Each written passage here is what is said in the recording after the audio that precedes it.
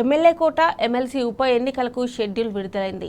ఇటీవల జరిగిన అసెంబ్లీ ఎన్నికల్లో కడియం శ్రీహరి, పాడి కౌశిక్ రెడ్డి ఎమ్మెల్యేలుగా ఎన్నికయ్యారు. దీంతో వారిద్దరూ ఎమ్మెల్సీ పదవులకు రాజీనామా చేశారు. ఈ రెండు స్థానాలకు సంబంధించి ఎన్నికల షెడ్యూల్ను కేంద్ర ఎన్నికల సంఘం విడుదల చేసింది. కాగా పార్టీల బలాబలాల ప్రకారం రెండు స్థానాలు కాంగ్రెస్, బీఆర్ఎస్ పార్టీలకు చెరొకటి దక్కనున్నాయి. ఎమ్మెల్సీ ఉప ఎన్నికలకు షెడ్యూల్ విడుదలైంది.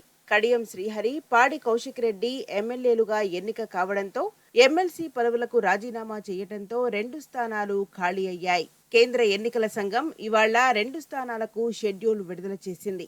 జనవరి 11న నోటిఫికేషన్ విడుదల కానుంది. నామినేషన్ల దాఖలుకు జనవరి 18న చివరి తేదీ కాగా నామినేషన్ల పరిశీలన జనవరి 19న జరగనుంది. జనవరి 22న నామినేషన్ల ఉపసంహరణకు చివరి తేదీ. జనవరి 29న ఎమ్మెల్సీ ఎన్నిక పోలింగ్ జరగనుంది. అదే రోజు మధ్యాహ్నం కౌంటింగ్ జరగనుంది.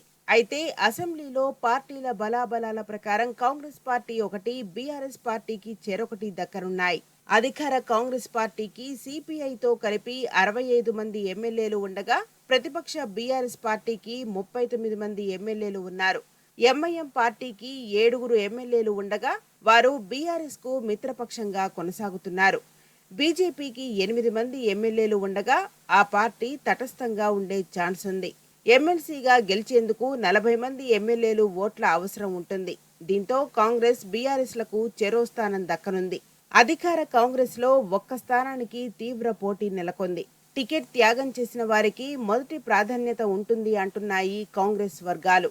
అందులో ప్రధానంగా వేం నరేందర్ రెడ్డి, మాజీ మంత్రి చిన్నారెడ్డి, అద్దంకి దయాకర్, పీసీసీ ఉపాధ్యక్షుడు నిరంజన్, మైనార్టీల నుండి షబ్బీర్ అలీ, అజరుద్దీన్, ఫిరోజ్ ఖాన్ లాంటి వారు ఆశిస్తున్నారు. వీరే కాకుండా మరికొంతమంది సైతం ఎమ్మెల్సీ సీటు ఆశిస్తున్నారు. అయితే ఒకే స్థానం ఉండటం ఆశావహులు ఎక్కువగా ఉండడంతో అభ్యర్థి ఎంపిక సీఎం రేవంత్ కు కత్తి మీద సాములా మారనుంది.